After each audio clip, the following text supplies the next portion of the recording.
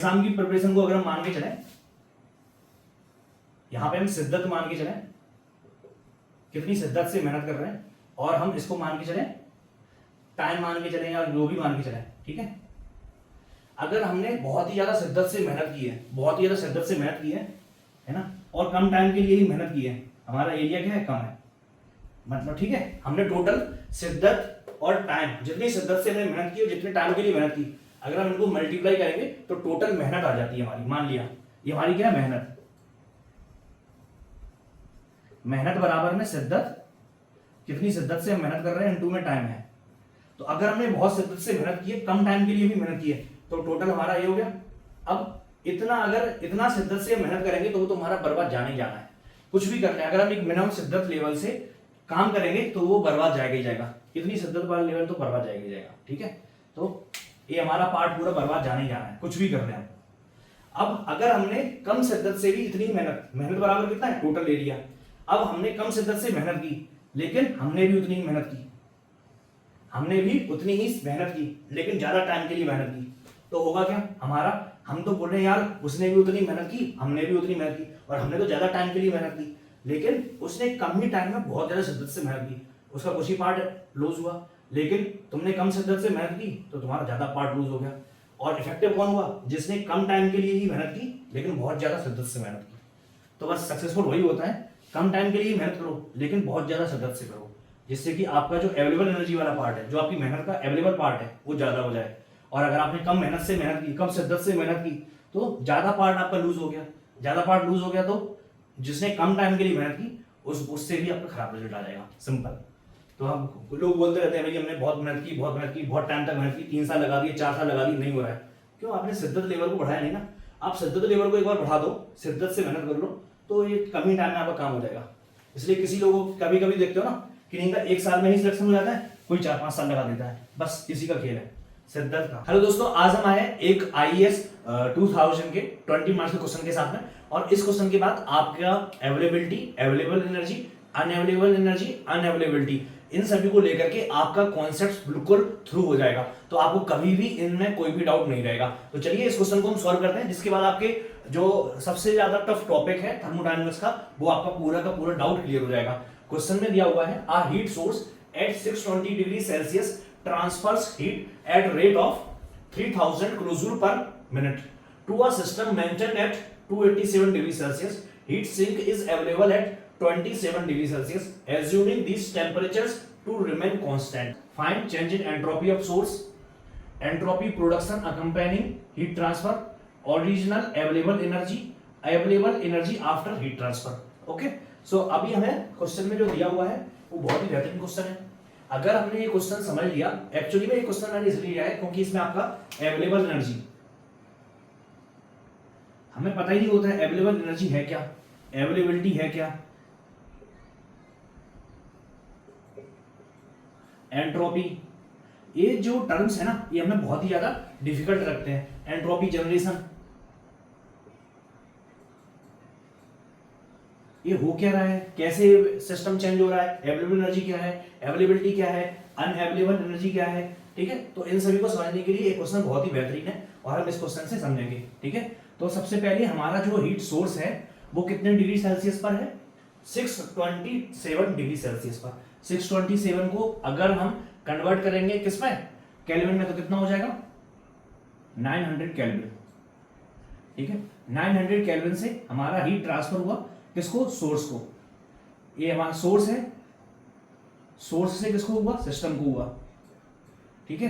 अब सिस्टम को अगर हमारा टेम्परेचर कितने पर ट्रांसफर हो रहा है, 900 केल्विन से हीट ट्रांसफर हो रहा है, suppose that Q heat transfer हुआ इसको, क्लियर। अब सिस्टम्स को जितने टेम्परेचर पर, कितने टेम्परेचर पर ट्रांसफर हो रहा है, 287 डिग्री सेल्सियस सिस्टम का टेम्परेचर मेंटेन है। तो 287 को अगर हम केल्विन में कन्वर्ट करेंगे तो कितना हो जाएगा, 287 प्लस 273 कितना हो जाएगा, 06 और 560। तो इसका टेम्परेचर जो है वो कितना है, 560 केल्विन है। 287 डिग्री है, 287 730 ठीक है, 560 केल्विन है। फिर इसके बाद क्या हो रहा है, heat sink is available at 27 degree Celsius. ये क्यू हीट जा रही है, ठीक है, ये क्यू सोर्स है और क्यू सिंक में जा रही है। सिंक का टेम्परेचर कितना है 27 मींस 300 केल्विन। क्लियर। अब हमें क्या दिया हुआ है, हीट सोर्स है 627 degree Celsius, transfer heat at rate of इतने रेट से to a system maintained at 27 degree Celsius. Heat sink is available at 27 degree Celsius assuming these temperatures to remain constant. पहले में निकालना है change in entropy of source, ठीक है। तो सबसे पहले हम एंट्रोपी ऑफ सोर्स को निकालने से पहले एक बार एंट्रोपी को समझ लेते हैं। एंट्रोपी है क्या? बेसिकली एंट्रोपी का मतलब है, एंट्रोपी एक प्रॉपर्टी है किसकी, सिस्टम की, जो क्या बोलता है S is equal to Q upon T, ठीक है। S is equal to entropy equal to Q upon T, जितना हमने हीट ट्रांसफर किया अपॉन टी, कितने टेम्परेचर पर किया। इसको हम ऐसे ही लिख सकते हैं, क्यू बराबर में टी इंटू में डेल एस, एंट्रोपी जितना चेंज हुआ, ठीक है। तो हमें क्या निकालना है, change in entropy of source. Source कितने टेम्परेचर पर है, 900 केल्विन पर। तो सोर्स का एंट्रोपी कितना हो जाएगा, चेंज इन एंट्रोपी, कितना हीट ट्रांसफर किया सोर्स ने, सोर्स ने हीट ट्रांसफर किया 3000 किलोजूल, 3000 किलोजूल पर मिनट, ये हीट ट्रांसफर किया। टेम्परेचर कितना, टेम्परेचर है, ये टेम्परेचर कांस्टेंट होना चाहिए। टेम्परेचर कितना है, 900 केल्विन है, तो 900 केल्विन है। अगर टेम्परेचर चेंज होता तो हमें इंटीग्रेट करना पड़ता, और इंटीग्रेट करने के बाद आंसर आता, या फिर हमें कोई और इक्वेशन लगा करके, कोई फॉर्मुलेशन लगा करके हमें फाइनली एस की वैल्यू कैलकुलेट करनी होती, ठीक है। तो जो हमारा चेंज इन एंट्रोपी है वो हम ऐसे निकालते हैं। लेकिन अगर आइडियल केस रहेगा, आइडियल केस के लिए क्या रहेगा, एस बराबर में Cp ln T2 by T1 minus R ln V2 by V1 P2 by P1। अच्छा, यहां पर एक चीज समझने वाली चीज है, Cp ln T2 by T1, अगर हम Cp का यूज कर रहे हैं तो हमें P2 by P1 लेना पड़ेगा, क्लियर। और अगर हम वॉल्यूम ले रहे हैं तो वॉल्यूम में क्या हो जाएगा, Cv ln T2 by T1 plus R ln V2 by V1। देखो यहां पर ये दोनों फार्मूले याद करना बहुत आसान है। अगर हम Cp का यूज करेंगे तो हमारा प्रेशर आएगा यहाँ पर, ठीक है। अगर हम Cp लेंगे, Cp की वैल्यू बड़ी होती है, Cp की वैल्यू ज्यादा होती है, तो यहाँ पे हमें माइनस करना पड़ेगा, माइनस R। और Cp की वैल्यू कम होती है तो यहाँ पे हमें R को प्लस करना पड़ेगा, सिंपल। तो हमारा क्या हो गया, इसको हम डेल एस को, हमारा आइडियल केस के लिए इतना होता है। लेकिन अभी की कंडीशन में हमें जो हीट ट्रांसफर हो रहा है वो 3000 हो रहा है। अब हमें किसके लिए निकालना है, सोर्स के लिए निकालना है। सोर्स से हीट क्या हो रही है, ट्रांसफर हो रही है, means source 3000 kilojoule per minute heat को लूज कर रहा है। हीट क्या जा रही है, उससे जा रही है, तो जब हीट निकलती है उसको हम माइनस में लेते हैं, और हीट जब सिस्टम को ऐड होती है या सोर्स को ऐड होगी तब पॉजिटिव होगा। तो सोर्स के लिए जो एंट्रोपी चेंज होगा वो क्या होगा, हीट ट्रांसफर का, तो माइनस होगा। तो हम इसको कैलकुलेट करेंगे तो कितना आ जाएगा, -30 डिवाइड बाई 3 क्या हो जाएगा, किलोजूल पर मिनट था, अभी कितना है टेम्परेचर है, तो किलोजूल पर केल्विन मिनट, ठीक है। अब इसको अगर हम कन्वर्ट कर लेंगे, ओहो ये कितना बचा, 10 डिवाइड बाई 3, 10 डिवाइड बाई 3 को अगर हम कन्वर्ट करेंगे तो कितना हो जाएगा, -3.33333 जो भी आया किलोजूल पर केल्विन मिनट। ये क्या होगा, entropy change, change in entropy, किसका, सोर्स का एंट्रोपी चेंज होगा, वो हमने कैलकुलेट कर दिया, क्लियर। अब नेक्स्ट हमें क्या बोल रहा है, सेकंड क्वेश्चन हमें बोला हुआ है एंट्रोपी प्रोडक्शन, एंट्रोपी का कितना प्रोडक्शन हो रहा है अकम्पेनिंग हीट ट्रांसफर। अभी हम इसको समझने के लिए ना एक हम और डायग्राम बना लेते हैं, ठीक है। ये हमने बना लिया टेम्परेचर, ये हमने क्या मान लिया, ये हमने एंट्रोपी मान लिया, क्लियर। अब हम सोर्स के लिए बात करते हैं, सोर्स से कितना हीट ट्रांसफर हो रहा है, सोर्स का टेम्परेचर कितना है 900 केल्विन, ठीक है। 900 केल्विन से हमारी हीट कितनी गई, 3000 किलोजूल गई, तो एंट्रोपी चेंज हुआ हमारा कुछ, ठीक है। एंट्रोपी चेंज हम किसने मान लेते हैं, इतना एंट्रोपी चेंज हुआ S1 से लेकर के S2 तक, क्लियर। अब जो 3000 हमने हीट दी वो कहां से गई, 900 केल्विन से, ये सोर्स का टेम्परेचर है। लेकिन जब हमारा सिस्टम के पास गया, सिस्टम के पास यही हीट कितने पर अवेलेबल हुई, सिस्टम के पास में यही सेम हीट 3000 हीट उसने कितने पे ली, 560 केल्विन पर ली। तो इसकी एंट्रोपी चेंज कितना हो जाएगा, S1 और S3 ले लेते हैं इसको, ठीक है। अब हम देखते हैं, ठीक है। अब हमारा जो एटमॉस्फेरिक टेम्परेचर है जो बाहर का डेटम टेम्परेचर है वो कितना है 300 केल्विन है, ये 900 केल्विन हो गया, ये हमारा 560 हो गया। ठीक है, तो हमारा ये वाला हो गया। ठीक है, अब हमें क्या बोल रहे हैं, हम इस पर जाते हैं। Entropy production accompanying heat transfer, means entropy का कितना प्रोडक्शन हो रहा है हीट ट्रांसफर के कारण। हमारा हीट ट्रांसफर हुआ, हीट ट्रांसफर कितना हुआ 3000 किलोजूल पर मिनट हुआ। ठीक है, अगर हम हीट ट्रांसफर कर रहे हैं तो हीट ट्रांसफर के कारण एंट्रोपी का कितना प्रोडक्शन हुआ। सबसे पहले हमने हीट दिया, सोर्स से हीट जब ट्रांसफर हुआ उसके कारण जो एंट्रोपी चेंज हुई वो कितना हुआ S2 माइनस S1, जो हमने कैलकुलेट किया कितना आया 3.3333 समथिंग। ठीक है, ये क्या हुआ सोर्स का हीट ट्रांसफर के कारण हुआ। अब सोर्स से सेम हीट किसमें जा रही है, सिस्टम में आ रही है। सिस्टम का टेम्परेचर कितना मेंटेन है 560 केल्विन, तो सिस्टम का हीट ट्रांसफर के कारण सिस्टम का जो एंट्रोपी चेंज हुआ वो कितना हुआ,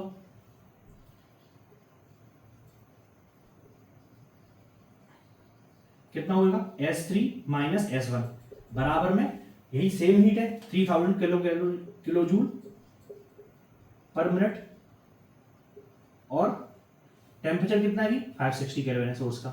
560 पर आ रही है ना सेम हीट, अगर 560 पर इतना टेम्परेचर इतना हीट आएगी तो कितना एंट्रोपी चेंज हुआ वो हम कैलकुलेट कर लेते हैं। तो कितना आ जाएगा हमारा 3000 डिवाइड बाई 560।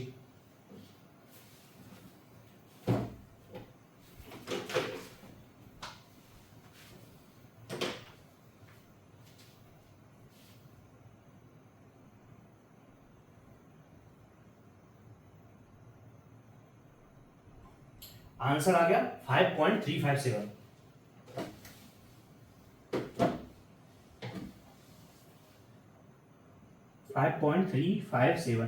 क्या आ गया किलोजूल पर मिनट और केल्विन। अभी ये क्या आ गया हमारा एंट्रोपी ट्रांसफर, एंट्रोपी का प्रोडक्शन किसके कारण हीट ट्रांसफर के कारण। एंट्रोपी प्रोडक्शन कितना हो रहा है, इतना प्रोडक्शन हो रहा है किसके कारण हीट ट्रांसफर के कारण। ठीक है, अब नेक्स्ट हमसे क्या पूछा है ओरिजिनल अवेलेबल एनर्जी। ये तो हमने एंट्रोपी चेंज निकाला, अभी हम बात करते हैं एक बार हम समझ लेते हैं अवेलेबल एनर्जी है क्या। अवेलेबल एनर्जी बेसिकली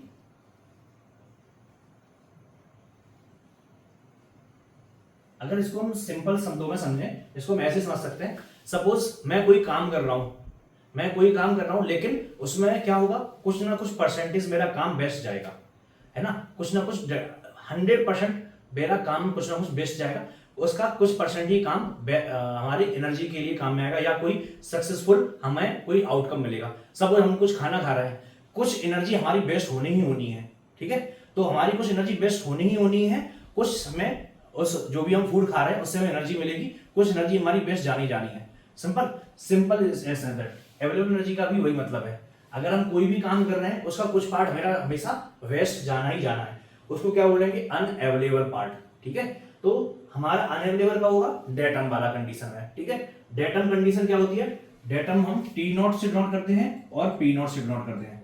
मींस इस टेम्परेचर T0 मतलब क्या हो गया एटमॉस्फेरिक टेम्परेचर, एटमॉस्फेरिक प्रेशर, तो T0 की वैल्यू कितनी है 300 केल्विन।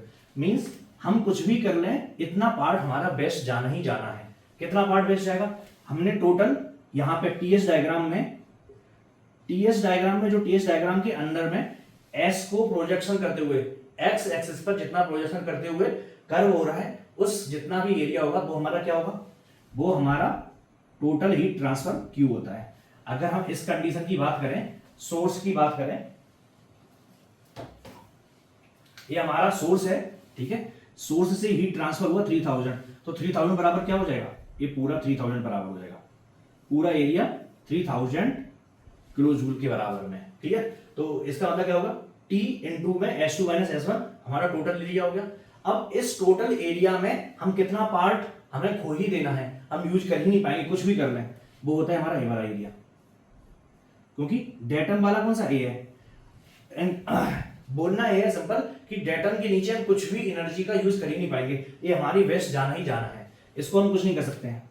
ठीक है, जैसे अगर हम कुछ भी काम करते हैं तो हमारा कुछ ना कुछ पार्ट वेस्ट जाता ही जाता है ना, उसको हम कुछ यूज ही नहीं कर पाते हैं, फालतू का बर्बाद जाता है। हम कितने एफर्ट डालते हैं किसी चीज को पाने के लिए, किसी चीज को पाने के लिए बहुत ज्यादा एफर्ट डालते हैं, कुछ एफर्ट हमारे बर्बाद जाने ही जाने हैं, कुछ भी कर ले हम 100% एफर्ट सक्सेसफुल नहीं होते हैं। तो बस वही है, 100% एफर्ट डालने पर भी हमारा क्या होगा, कुछ पार्ट ऑफ एफर्ट बेस्ट जाना ही जाना है, और बाकी बचा पार्ट हमारा क्या हो जाएगा, बाकी बचा पार्ट हमारा क्या हो जाएगा, अवेलेबल वाला पार्ट हो गया। ठीक है, तो अवेलेबल एनर्जी, जैसे सिंपल एग्जाम के लिए हम प्रिपरेशन कर रहे हैं, हम इसको माने एग्जाम की प्रिपरेशन को अगर हम मान के चले,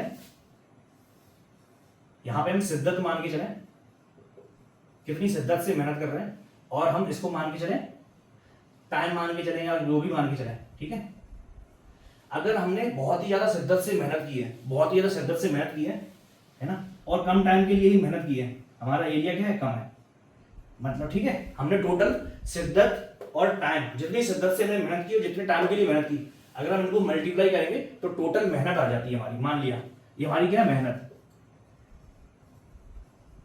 मेहनत बराबर में शिद्दत, कितनी शिद्दत से हम मेहनत कर रहे हैं इनटू में टाइम है। तो अगर हमने बहुत शिद्दत से मेहनत की है, कम टाइम के लिए भी मेहनत की है, तो टोटल हमारा ये हो गया। अब इतना, अगर इतना शिद्दत से मेहनत करेंगे तो वो तो हमारा बर्बाद जाना ही जाना है, कुछ भी कर ले, अगर हम एक मिनिमम शिद्दत लेवल से काम करेंगे तो वो बर्बाद जाएगा ही जाएगा, इतनी शिद्दत वाला लेवल तो बर्बाद जाएगा ही जाएगा। ठीक है, तो ये हमारा पार्ट पूरा बर्बाद जाना ही जाना है, कुछ भी कर ले हम। अब अगर हमने कम शिद्दत से भी इतनी मेहनत, मेहनत बराबर कितना है, टोटल एरिया, अब हमने कम शिद्दत से मेहनत की, लेकिन हमने भी उतनी ही मेहनत की, हमने भी उतनी ही मेहनत की, लेकिन ज्यादा टाइम के लिए मेहनत की, तो होगा क्या हमारा, हम तो बोल रहे हैं यार उसने भी उतनी मेहनत की, हमने भी उतनी मेहनत की, और हमने तो ज्यादा टाइम के लिए मेहनत की, लेकिन उसने कम ही टाइम में बहुत ज्यादा शिद्दत से मेहनत की, उसका कुछ ही पार्ट लूज हुआ। लेकिन तुमने कम शिद्दत से मेहनत की तो तुम्हारा ज्यादा पार्ट लूज हो गया। और इफेक्टिव कौन हुआ, जिसने कम टाइम के लिए ही मेहनत की लेकिन बहुत ज्यादा शिद्दत से मेहनत की। तो बस सक्सेसफुल वही होता है, कम टाइम के लिए मेहनत करो लेकिन बहुत ज्यादा शिद्दत से करो, जिससे कि आपका जो अवेलेबल एनर्जी वाला पार्ट है, जो आपकी मेहनत का अवेलेबल पार्ट है, वो ज्यादा हो जाए। और अगर आपने कम मेहनत से मेहनत की, कम शिद्दत से मेहनत की, तो ज्यादा पार्ट आपका लूज हो गया, ज्यादा पार्ट लूज हो गया, तो जिसने कम टाइम के लिए मेहनत की उससे भी आपका खराब रिजल्ट आ जाएगा, सिंपल। तो हम लोग बोलते रहते हैं भाई हमने बहुत मेहनत की, बहुत मेहनत की, बहुत टाइम तक मेहनत की, 3 साल लगा दिए, 4 साल लगा दिए, नहीं हो रहा है, क्यों, आपने शिद्दत लेवल को बढ़ाया नहीं ना। आप शिद्दत लेवल को एक बार बढ़ा दो, शिद्दत से मेहनत कर लो, तो ये कम ही टाइम में आपका काम हो जाएगा। इसलिए किसी लोगों को कभी कभी देखते हो ना कि इनका 1 साल में ही सिलेक्शन हो जाता है, कोई 4-5 साल लगा देता है, बस इसी का खेल है, शिद्दत का। ठीक है, तो हम आते हैं अवेलेबल एनर्जी पर, तो फालतू की बकवास होगी। अब हम अवेलेबल एनर्जी में भी सिंपल होते हैं, हमारा ये हमारा अवेलेबल एनर्जी वाला पार्ट है, T900 है, 560 है, 300 केल्विन है। क्लियर, अभी हमें क्या निकालना है, अभी हमें बात करनी है अवेलेबल एनर्जी का और अनअवेलेबल एनर्जी का।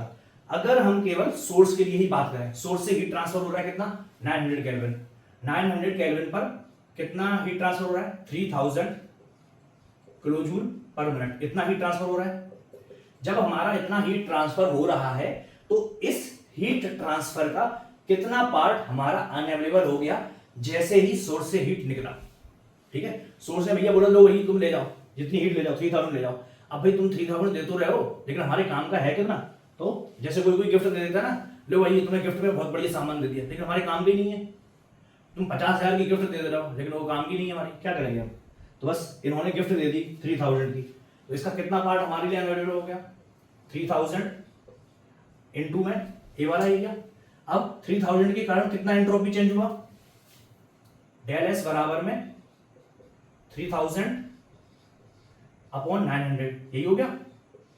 ये क्या होगा, डेल एस बराबर हो गया S2 माइनस S1, और कितना हमारा अनअवेलेबल एनर्जी हो गया, जो इसका एरिया है, एरिया बराबर में कितना हो जाएगा, S2 माइनस S1 या डेल एस इनटू में कितना टेम्परेचर है 300, तो क्या हो जाएगा अनअवेलेबल एनर्जी, अनअवेलेबल एनर्जी बराबर में T नॉट, इसको क्या बोलते हैं T नॉट इनटू में डेल एस, या डेटम टेम्परेचर, या जो भी हमारा टेम्परेचर डेटम वाला है या जिसको हम रेफरेंस मान के चल रहे हैं वो टेम्परेचर। ठीक है, कितना हो जाएगा 300 इनटू में 3000 अपॉन 900, कितना हो गया,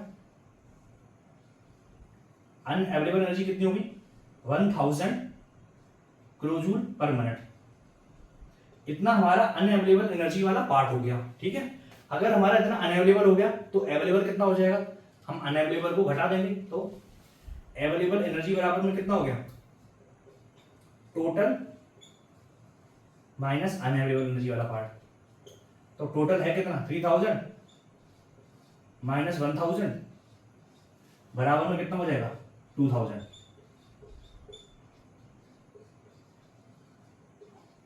ठीक है, हमें क्या निकालना है ओरिजिनल अवेलेबल एनर्जी।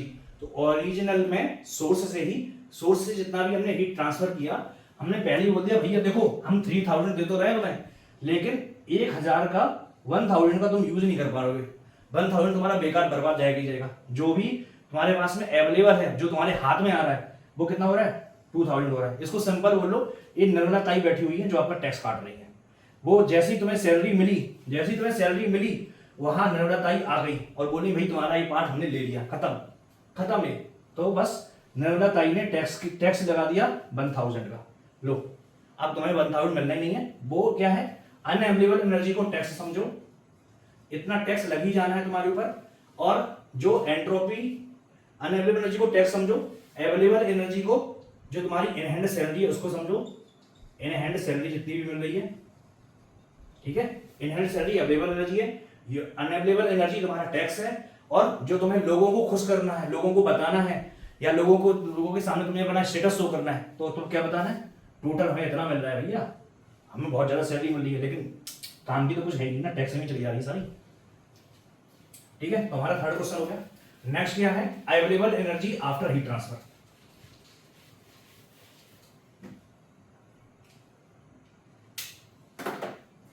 फोर्थ है available energy after heat transfer. अभी हमने सोर्स से इतना हीट निकला ही था, तभी हमने बोल दिया भैया तुम्हारी इतना पार्ट तो खत्म हो गया। अब जैसे तुम्हारे पास में आया, मान लिया अब तुम्हारे पास में सैलरी आने के बाद में तुरंत बैंक वाले बाहर खड़े हो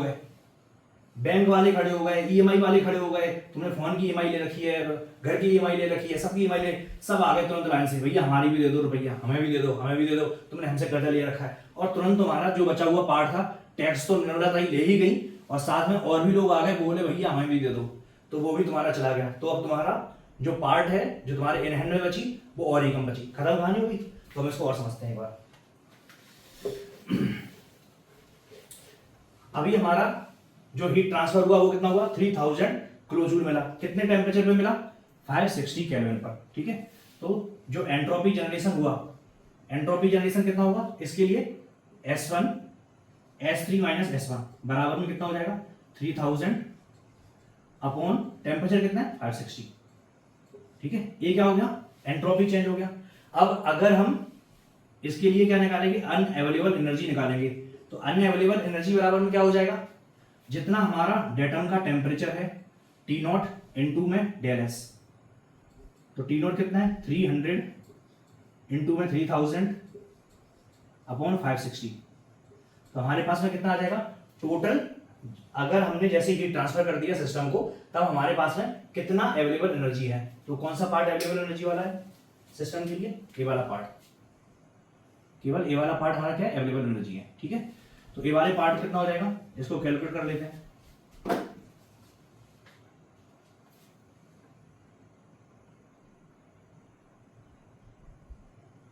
थ्री 3000 डिवाइड बाई 560, तो आंसर आ गया 1607.14। ठीक है, ये क्या हो गया किलोजूल पर मिनट। ए वाला पार्ट जो है वो हमारा क्या हो गया अनअवेलेबल पार्ट हो गया। अगर ये हमारी अनअवेलेबल एनर्जी है तो अवेलेबल एनर्जी कितनी बची, available total energy minus unavailable energy. Total था कितना हमारे पास में 3000, तो 3000 में से इसको हम माइनस कर देंगे तो आंसर क्या आ जाएगा 1392.85। ये क्या हो गया हमारे पास में अवेलेबल एनर्जी होगी किलोजूल पर मिनट। अब हमसे पूछा क्या है available energy after heat transfer, तो available energy after heat transfer कितनी होगी कितनी होगी। ठीक है, अगर हमसे बोले कि एंट्रोपी का जनरेशन क्या हुआ हीट ट्रांसफर के कारण कितना हुआ S2 माइनस S3, तो हम कैसे निकालेंगे जितना 560 के कारण टोटल एंट्रोपी चेंज हुआ S3 माइनस S1, और जो सिस्टम से जैसे ही हीट निकला सोर्स से तब कितना हुआ S2 माइनस S1, इन दोनों को जब हम माइनस कर देंगे तो हमारे पास में फाइनल एंट्रोपी चेंज आ जाएगा। ठीक है, तो हमने इस सभी को समझ लिया और हमने इनको बहुत बेहतरीन तरीके से समझा है। अवेलेबल एनर्जी क्या है, अनअवेलेबल एनर्जी क्या है, इसको हमें कैसे कैलकुलेट करना है और कौन सा पार्ट हमारा अवेलेबल होता है, कौन सा पार्ट अनअवेलेबल होता है। तो होप आपको वीडियो से बहुत सारे कॉन्सेप्ट क्लियर होंगे, बहुत सारे आपके डाउट्स क्लियर होंगे। अगर आपको वीडियो बहुत अच्छा लगा है तो वीडियो को लाइक जरूर कीजिए और चैनल को सब्सक्राइब करना ना भूलिए।